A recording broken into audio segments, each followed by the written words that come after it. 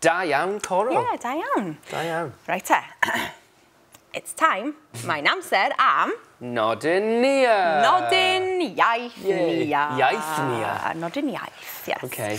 Okay, a heddiw, o'n i'n meddwl, I was thinking it'd be helpful I bawb, os dyn ni'n edrych ar some general and specific questions and statements. Iawn? Okay. So dyn ni'n mynd I edrych ar oes ac ydy. Iawn. Fine. I think they've just popped up there. Let's go for it. Amseru perffaith. Okay. Right. Mae llythyr yn y post. How would you translate that? My letter's in the post. Not my letter. Oh, the letter. Right te. Mae llythyr yn y post means, mae'n golygu, there is a letter in the post. Oh, okay. Ia? Mae llythyr yn y post. My llythyr in the post. Wedyn, ti'n gweld y melyn, mae'r llythyr yn y post. The letter is in the post. Mae'r is the. So what I'm saying is, iawn, yn Saesneg, we say a, whereas in Welsh, there's no equivalent. Basically, we don't have a word for a, it's just not there at all. So mae llythyr yn y post, iawn? There is a letter in the post. Okay. So how do we say, there is a girl in school? Mae merch yn yr ysgol. Dyna iawn. Dych chi'n deall? Okay. It's little things like that. Yeah. Because you split just one thing that we say in English up into two different things. A fel arfer, dyn ni'n ddweud you say it in a sentence without thinking, ond weithiau mae'n ddefnyddiol, useful, just I fynd, oh, that's why, that's what it is, iawn? Okay. Right te. A question run, iawn?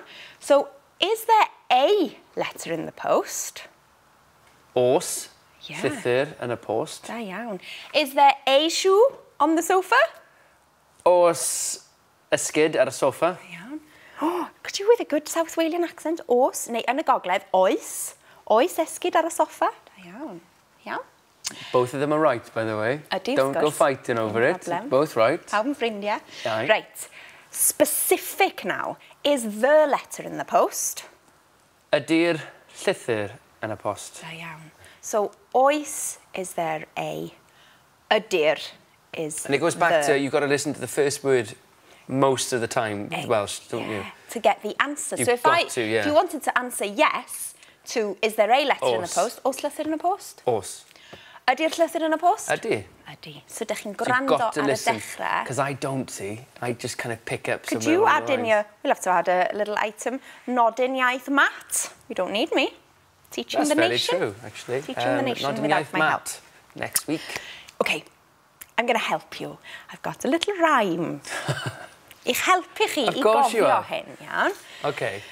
Play along at home as well, please. Grandewch rwan. Grandewch. What we've learnt today... What we've learned today... is that oes means, is there a? Is that oes means, is there a? Yeah, so for example, is there a letter in the post? Is there a letter in the post? Oes letter in the post. So what we've learnt today is that oes means, is there a? Is there a? Call me fuddy-duddy, but is there must be a D. Yeah? You're insane. Well, I hope that works for you. It's managed to confuse you. Right, felly, let's see, iawn. Sut dyn ni'n gofyn y question? How do we ask the question? Is the dog in the park?